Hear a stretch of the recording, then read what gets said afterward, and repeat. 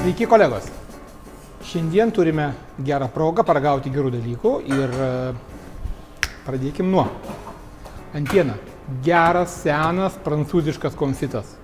Patikrintas produktas, gera kokybė, nuostabus skonis. Šiandien visi pasigaminsime, pačią kojytę išsikepsime, o garnyrą pasigaminsime iš obuolių, čili pipirų ir dar kelių skanių ingredientų. Taigi, konfitas.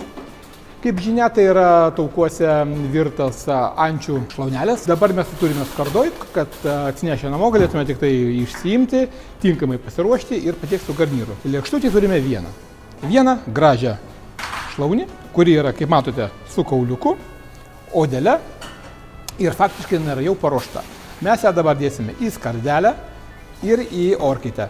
180 laipsnių, 8-10 minučių pagal apskrudimą, pagal jūsų skonį. Kol koja kepa, darom garnyrą. Taigi, porą obuoliukų, apelsinas, čili pipirą, galim raudoną, geltoną, nesvarbu, sviestas, gero kokybiško sviesto niekad nebūna per daug, kriaušė ir slyva, slyva mirkyta vyne, kriaušė yra irgi mini kriaušytė pamarinuota, mes ją paruošime, kitur matysite kaip. Pipirai, druska savo ruoštų. Ir taipogi porą šaukštų padažo. Pradėkim. Obuolius reikia nusivalyti. Kadangi mes mūsų garnyrą darysime al dente principu, tai yra labai tokį greit pagaminama ir obuoliai bus viduj gan kieti, išimam šerdį iš obuolių.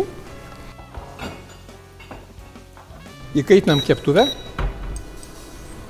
Dėsim gabaliuką sviesto. Gabaliukas gali būti ir didesnis, nes šiuo atveju atminkit, kad vaisiai jie gan neblogai geria sviestą. Kol kaista sviestas, pasiruoškim čili pipirą. Tai yra vieno pipiriuko galbūt gera puselė mums turėtų užtekti. Jaunam išilgai, išimam sėklas, jeigu nenorime aštriau. Jeigu norime aštriau, sėklas paliekam. Taip, sviestas išsilydė. Dabar galime sudėti obuolio skilteles. Obuolį pjaustom gan stambiai, nes anties šlaunelė nėra smulki ir garnyras geriau atrodo, kai jis yra postambis. Įberkim truputį rudo cukraus. Kaip minėjau, čili pipiro dedam lygiai tiek, kiek gali ištverti jūsų skrandis aštrumo. Dabar, kaip minėjau, turime kriaušyčių ir turime slyvų. Slyvos yra iš puikaus gatavo produkto, jas tiesiog įmesime į paruoštą garnyrą.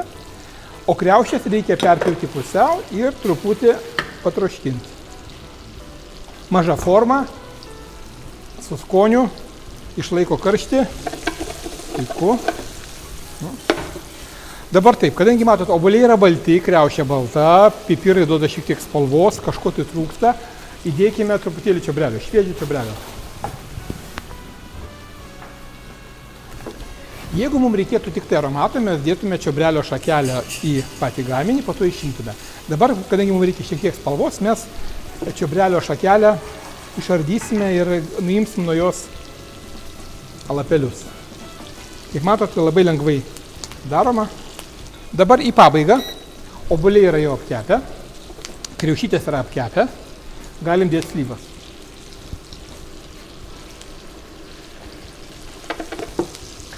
Kaip minėjau, mes naudosim dar apelsiną ir jisai atliks tokią funkciją, žinot, anturažo gražaus lydinčio produkto. Taip, turim garnyriuką, šiek tiek pipirų, druskos, nes tai nėra vis dėlto uogienė ar džemas, tai yra garnyras prie anties. Ir dabar, kaip minėjau, apelsinas. Šitą keptuvę atitraukiam, dedam naują keptuvę. Ir ko man reikia? Man reikia truputėlio karamelės. Tam reikalui pilu rudo cukrų.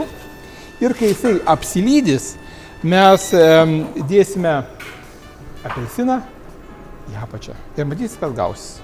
Taigi, cukrus pasilydė, apelsiną. Ir leidžiam jam truputį pakepti. Ką mes matom? Gražią spalvą. Jeigu yra mažai, galim dar truputį. Taigi, visi ingredientai yra vietoj. Antis, garnyras, apelsinas. Garnyriuką grąžinkime į mūsų kaitlentę ir įdėkime 1 šaukštą padažo. Kaip minėjau, čili buga padažas, tai yra čili pipirai, šiek tiek vaisių. Jisai suteiks spalvos truputuką ir to saldumo, kurį labai mėgsta antis. Kągi mes turime mūsų puikioj orkaitėj.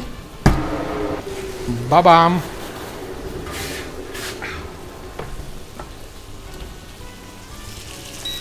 Kaip matot, mums reikia tik tai apskrudimo. Jinai yra jau paruošta, jinai gulėjo taukuose tą laiką, kol atkeliavo iki jūsų stalo. Visi bereikalingi taukai išbėgo, liko apskrudusi odelė ir sušilusi minkšta mėsa. Taigi, pradėkim galbūt nuo garnyro. Obuoliai su slyva duos saldų, gerą skonio derinį. Apelsinas, kurį po to galima išspausti ant produkto, irgi labai skaniai čia sužaidžia. Dabar mūsų šlaunelė. Puikus produktas. Štai taip. Šiek tiek žalumynų.